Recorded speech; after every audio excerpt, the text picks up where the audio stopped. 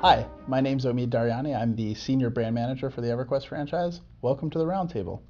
With me today is Lead Content Designer Steve Denuser. Hello. And we're here today talking about lore. We are. And lore is an interesting topic because I feel like for a lot of people, they feel that lore gets in the way of the game, right?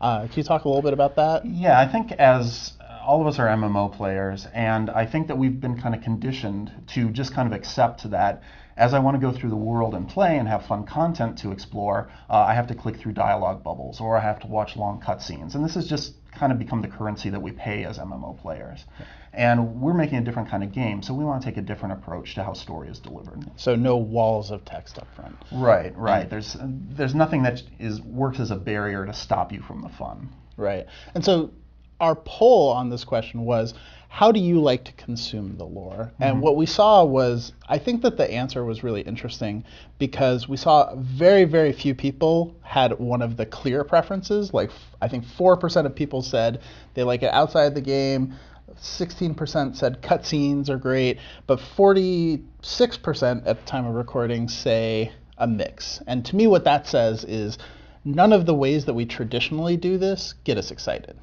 Yeah, I think that's very fair, and it is one of those things where people's opinions tended to get very strong when they think of games that give them a ton of cutscenes that they can't click out of, or walls of dialogue bubbles. Like, they don't want those, but they're okay with a mix of things.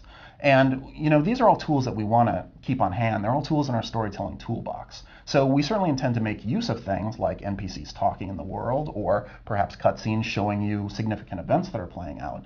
But we don't rely on those to get the story across for you. We want you to be exploring the world and have this very dynamic story that's playing out. At the same time, we do have those avenues open that people enjoy, such as books in the world or things out of game as well. And our fiction program has been a big success because of that. Right. And can you talk a little bit about the fiction program? Yeah. So we've worked with a group of authors who we've given kind of basic outlines and the history of the world. We spent a lot of time building this backstory for what's going on in Norath. And it's significantly different from what you've experienced in other EverQuest games. So drawing on that background, we've given our writers a lot of freedom to kind of create some new characters, explore older ones in new ways, and they've come up with some very interesting stories, and we've released several of them through our app and through the website. Right, so what we're really doing is we're working together with a whole bunch of outside authors to flesh out that story. So it's not like one guy in a room who just writes the whole thing. We get dozens and dozens of fresh takes on stuff. Yeah, and we have a lot of different voices, even on our own narrative team. We all bring different aspects to it, and some of us are diehard EverQuest fans. I've been a player since the launch of EQ. Others of us are coming at it very fresh, and so we have a good balance of trying to take some things that are familiar and kind of keep some of those things sacred and beautiful, and then taking fresh spins on some other things and going in new directions that haven't been explored in the franchise before. How can we tell stories in a way that's more compelling? Right, while still serving those people who just want to jump in and have fun.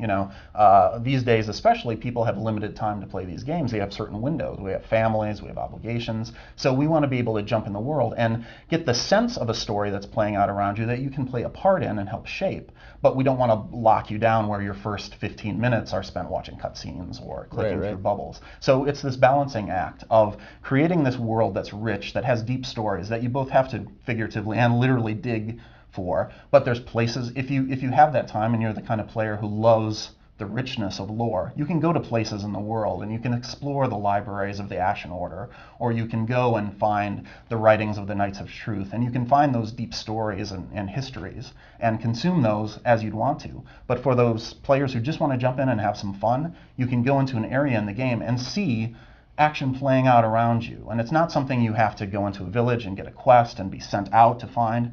Just by naturally exploring the world, you come upon these events that are happening, these scenarios that are playing out. Right, so if there's, say, orcs attacking a village, right, I don't need a wall of text to explain what's happening. I can run into that situation. I can make the choice as to what I want to do here. Do I want to intervene? Do I want to see how it's going to play out? Do I just not care and move on to the next thing? Right. And then if I decide that I care, then it's really easy for me to find additional story about it in the aftermath. Yeah, definitely. And that ability to just jump in and be active right away is very important to us. The story's playing out all around you, and you can see it growing and changing. And thanks to the AI that we're going to have behind the game, the actions of the NPCs in the world, those orcs aren't there just for no reason, or they're not statically there. They're after something. And if you just want to jump in and stop them and save the villagers, you can do that. But if you want to explore why they're there and what they're doing, those stories are threaded in there, and you can follow those orcs back to their home base and see what's going on. And kind of participate in them, right, by changing the outcomes. Absolutely, absolutely. And we fully expect that these stories that players are helping drive will play out differently across different servers. So players have an opportunity to move those pieces of story around in very tangible ways that you haven't been able to do in other games before. Yeah, it's funny. I haven't spent tons and tons of time thinking about the problem of why I don't care when I get that wall of text. But now that I'm thinking about it, the problem is context, right? Mm-hmm. I don't know the names of any of these people or the locations or anything that's happening, until I go. Mm-hmm. So why would I actually read about it? Right. Getting that information in the context of the situation, that's kind of how we do things in real life. Yeah, that's how movies deliver information to you a lot of times. That's how books, they drop you into the action and let you figure things out along the way. And that's kind of the approach that we're taking with the stories that are playing out in the world. At the same time, we make those deeper stories available to you. If you want to be the one who digs into the backstory, maybe there's this village and there's a fiction piece about that you can read and get some information out of game on. Or, like I said, you can go to libraries in-game and find out stories about these characters. Maybe you're fighting against this goblin warlord that's invading this village for ancient artifacts, and you can find out that's what that story is and why he's motivated to do that. Again, it's not random. We've thought through all these things and given that deep story. We just don't force it upon you as a gateway to having the fun. Oh, that's awesome. And so I think that for people who really want to see the deeper story, we have the fiction program, mm-hmm. We'll have the sort of libraries and things in the game, lots of ways to get to it. What we really want to do is eliminate those barriers up front that feel like a tax on your time. Right, exactly. And so I think in the meantime, the best thing that the folks out there can do is let us know what you think of the fiction. Read the novellas and the short stories that are going up on EverQuestNext.com. Give feedback to Steve, myself, and the rest of the team about what you want to see, what kinds of stories you like, and we will develop in that direction. Yeah, definitely. We have this amazingly rich history, this tableau to draw on, and there's no shortage of places that we can tell stories about. So seeing what the fans are liking, what resonates with them, really helps us guide the story program going forward. Thanks very much to Steve Denuser for joining us, and thank you guys for participating in the roundtable. We'll see you again next week. See ya.